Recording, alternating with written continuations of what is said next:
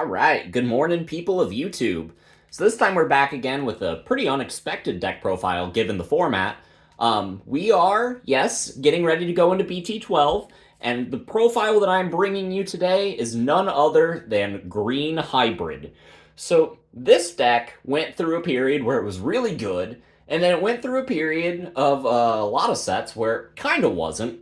Wasn't getting any tops at all, and now it still doesn't really have any tops, except maybe it's done something at an Ultimate Cup. Haven't really been keeping up. But this is a deck that actually does really well into the current format, especially with the limit to blackwargreymon, which was your worst matchup. Now this deck can go toe-to-toe with pretty much everything. It focuses on chipping your opponent's security with single bodies that hit the board one at a time, so they're really hard to deal with. And you can get around a lot of redirection effects like blackwargreymon X's, and even play into blue flare pretty well because you aren't putting multiple bodies out at once. This is a very, very strong anti-meta pick, and it's actually pretty cheap and pretty easy to play. So we'll go ahead and get started by card. If you like this kind of content, make sure you guys like and subscribe. And without further ado, here are the Digitama. So we are starting off with the 4 copies of Tyranno. This is finally a decent draw egg in green. So the other draw egg that we had that was pretty good was the Beelzemon. We are using that as our 5th egg. Beelzemon is whenever you attack a Digimon, you get to draw. Tyranno is whenever you play a tamer, you get to draw. So this card is pretty good. It triggers pretty consistently. It's still not as good as some of the draw cards that other colors have, but being able to play a tamer for free off of something like a Tyrannomon, and then being able to just draw a bunch of cards for every thing with this under it in play is really good. So these are the 5 eggs. You do need 5 because we are loading up on Mimis. So we are going through the tamers first because I think this gives a good insight of the direction that the deck is going to take. So we are going to start with the 4 copies of the 3-cost tamers that you're playing for free off of stuff like Tyranno. We got the 4 copies of JP and the 4 copies of Taiga. So JP is great. It lets you evolve into your hybrids for just 1 memory, and then it gives you piercing as an inheritable, which is the reason we aren't playing the Bt2 Taiga, I think it is. The one that gives all your Tyrannomon cards piercing, because most of the time you're building up the chain, you will, evolve a hybrid into a JP, and then, tap the Taiga to make the hybrid evolve into a Panya for less, and then play another Taiga. And then you can go into the Rust Tyranno from there, and since you have JP in your sources, you will have piercing. So you won't really need the BT2 Taiga. And the new Taiga does everything that that one did and more, by giving all of your Digimon plus 1,000. That's a really good effect, especially since a lot of your Digimon have middling stats. You will swing into a lot of opponents' Digimon that are level 4 and 5 in security. And with the power boost that you have from your rookies and the power boost that you have from Taiga, all of your level 4s and 5s will actually live those checks. So this is very important, not only for buffing your own dudes, but for making your cost much less. So I like the 4 copies of each of those. We are playing 3 copies of Mimi. We can play this for free off of stuff like Panya, and then all of the Tyrannos and then the Mimis, or all the Tyrannos and the Panya will trigger the Mimi so that you can get extra raises and shove extra bodies out, which is really, really good because Rookie Rush is how this deck gets a lot of damage. The last tamer we are playing is 1 copy of Mimi and Joe. This card's pretty neat, lets you draw extra cards. It can get you extra memory at the start of your turn, which is pretty nice. But all these tamers are greens, that way we can play them for free off of our effects. And being able to play tamers off of your effects for free is what made this deck good again. So going into the rookies, we are playing 14 of them. We want a lot because we want to be abusing Mimi, and this deck is super tailored to the low end as far as just getting damage that way. So we got 4 copies of Terriermon from EX2. The main effect for this card is if you play a tamer, you gain a memory, but your inheritable is also really cool. If a Digimon becomes suspended on your opponent's board, you get plus 2,000. Really great for the Metal Kabus, the Rapidmon, the Metal Tyrannos. A lot of things trigger this card. And just having extra DP, like I said earlier, make sure that you're checking security and living so that you're keeping up pressure. We got 3 copies of the other Terriermon that says your opponent can't gain memory. Still really good. Block memory boost, things like that. And also these cards go into Rapidmon for pretty cheap. We are playing one more Floodgate. I got 2 copies of the Pamumon from Bt9 that says players can't play Digimon by effects. This card came up against Machinedramon a lot at my locals. Comes up against Beelzemon with the new deck because you can't play Impmons off of the EX2 Beelzemon when you mill it, or off of things like Beelstar. But this Pamu is really good at blocking a lot of weird stuff, like even Jesmon. You could cut a copy of a rookie later in the deck to make room for a 3rd copy of this card if you decide to go up to 3, because this card is actually really good. And then the other rookies, this is the one that I would cut. You could cut 1 copy of this Agumon to make room for a 3rd Pamu. The new Agumon is really good. It looks at top 4 and grabs a Tamer.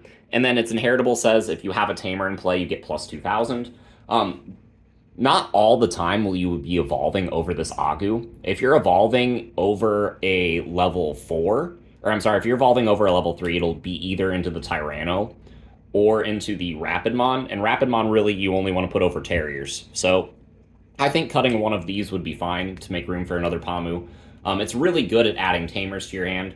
But the 14th rookie I am playing is a single copy of the Betamon. I like this card in the deck in addition to this Agumon. I would only play it as a one-of. But I would actually cut this Agumon before I cut the Beta, because Beta lets you look at top 3 and add either a Tamer or a level 4 Digimon, which is really nice because sometimes you just need another hybrid in order to push for game immediately, or you're looking for like a Rapidmon or something. This card is really good at that, and I like having the utility to be able to search 4 cards for just a Tamer or 3 cards for a level 4 or a Tamer. So I think that balance is really key. Going into the level 4s, we got 4 copies of Tyranno. It's another power boost in the inheritable, which is nice, but its main effect is on play and when digivolving, you get to play a 3 cost or lower Tamer from your hand without paying its memory, which is absolutely fantastic. We have 8 targets in the deck. They're really good at being played. Like, you want to play them for free off of this effect, and you gain a lot of value. It's really nice just pushing up a rookie, evolving it into this, and then getting something like a JP, so that way you can swing with this and then have the hybrid for the next turn. This is probably going to survive because of your power boost and the inheritable, and it just gets really good from there. So for the hybrids, I'm playing 4 copies of Beetle and 3 copies of Metalkabu. So I didn't think you needed 8 hybrids in this list. I think 7 is fine. And Beetle helps you grab JP and other hybrid pieces. So there'll be times when you're just shotgunning a bunch of JPs into Beetles and picking up more hybrid pieces along the way, and then closing games out that way. So Beetle is the more important one, but Metalkabu helps you like swing over little bodies. It's really nice, and the tap something comes in clutch whenever combining with the JP piercing. And then the last level 4 in the deck is just the one of Rapid. I want to bump this card up to 2, and I'm absolutely going to do that. I just need to find a card to cut. But this card comes in clutch way too often. I draw it way more than I have any right to tell you the truth. And it's really good. This card is absolutely fantastic every time I see it, and it gets me out of a lot of just iffy situations. The reason I justified only playing 1 is because we are playing Metal Tyrannomon in the list, which kind of does sort of a similar thing in the grand scheme of things, because you can stun something with Metal Tyranno and then evolve into Rusty and then hit over it. But Rapidmon mitigates a couple of those steps, so I do really like it. On to the level 5s. We got 4 copies of Panya. The inheritable doesn't matter. The only thing that matters is when you evolve into this, you're playing a green or blue Tamer from your hand for free. And all your Tamers are green, so this card comes in clutch. We got 3 copies of Metal Tyranno. On play and when digivolving, you suspend a bunch of dudes, 1 for each Tamer you have in play, and then you pick something and it doesn't unsuspend. Also, it's inheritable. If you kill something in battle, you get to trash their top security. Yes, please. This card is absolutely fantastic. You're rushing them down with a bunch of 3s and 4s, right? So they're building up a stack, and by the time they get their level 6 in play, they probably have half of their security already depleted. So you can Metal Tyranno on top of a hybrid that you played for just one memory, and then go into this, pass turn this way, and stun their big level 6. That way you can finish them off on the following turn. This card is really, really clutch at buying you the time that you need, and I think these level 5s are all you need in the deck. I didn't want to include Mamemon from Bt11, and it's strictly because it doesn't play tamers from my hand. I think looking at the top 5 of my deck is much more inconsistent than just searching my tamers off of the rookies that I'm hard playing, or drawing into them with all of my Digivolutions or effects like Tanemon. So I don't think the Mamemon is worth it in this style of deck, and I think these are the level 5s that benefit you the most. If you like Mamemon, you could decide to include it, but the Metal Tyranno helps you against your bad matchups, and the Panya puts on the aggression because you will draw into tamers, and you want to be able to play them for free rather than paying their cost. So, yeah, that's it for the level 5s. For the level 6s, this is going to be a 3 of. We got, right now, we only have 2 copies of Rust Tyrannomon because I only own 2 copies of this card. I was originally testing 2 copies of this and 2 copies of Gigimon, but Gigimon is just way worse than this card. It's much more inconsistent. This card you're usually evolving into for only like 1 memory, or sometimes even 0, and that's just absolutely absurd. And yeah, that just makes it so that you can build up into the level 6 the turn you need it, rather than build up into a level 6 and be like, haha, hope you don't swing me, because if you do, I have this big Gigimon, and it gives your opponent a chance to respond, where this card doesn't. And so I really, really like that. This card is just massive. It's 13k DP, so you put any of the many power boosts under this card, and it just gets absurd. You can swing into something, maybe trash a security off of the Metal Tyranno inheritable, and then restand, maybe you have piercing off the JP, and then you're just swinging for a lot of damage in matchups that you need to push tempo.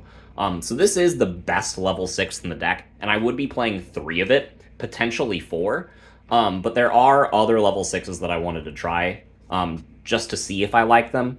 One of them was Gigi. I went over this. This isn't really as consistent as this card, so this card is going to be the cut for the 3rd Rusty. And then the other one is the EX2 Mega Gargo. This card can help you deal with problem pieces that you can't deal with quick enough, because it just suspends entire boards and then makes it so that things don't unsuspend. And then it also puts suspended Digimon on the bottom of your opponent's deck, which is really, really, into your opponent's hand, which is really dumb. And it can help you get over things that you would otherwise struggle with.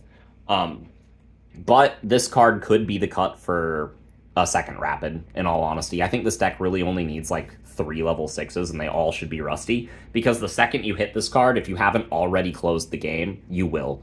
So, yeah, and you're drawing a lot, and you only really need 1, and a lot of times you're closing out the game with like your level 3s and 4s. So the level 6s aren't as important, except for Rusty, which is very important to include, because there are some times that you just need to hit over something, and this card allows you to do that. But the 50th card in the deck is a single copy of Green Memory Boost. This card is in here mostly to pop off and gain 2 memory. Sometimes you just need a little bit more than 3 memory in order to play a bunch of hybrids and win the game. And memory blockers are never going to be a problem for you, because you can just evolve one of your JPs into a metal Kabu, punch over it with piercing, and then pop off the boost. So just playing the 1 is fine, because you will sit on this pretty much the entire game until you're going for hybrids for lethal. So, yeah, I think it's really the only option you need. You don't need Samada Santi because you have Metal Tyranno. You don't need things like Flower Cannon or Needle Spray because they're a little inconsistent. And you don't need Hidden Potential because you evolve into Rusty for free. Or significantly close to free with the combination of its effect and the Taiga's effect to make the cost even cheaper. But yeah, this is a very, very strong deck. It goes 50-50 into Beelzemon. It wins against decks like Blue Flare. It goes 50-50 into Crossheart. Kind of beats Merva Loop because you're never playing bodies, you're just evolving them. And then you can do weird things to the Merva. Yeah, this deck actually has a lot of really good matchups into this format, and it's surprising to say that because Green Hybrid hasn't been at top tables in a while. But hope you all enjoyed this deck profile. This is a deck that I think is a comfort pick for me. I always love Green Hybrid no matter what the format is. And yeah, hope you guys enjoyed it as well.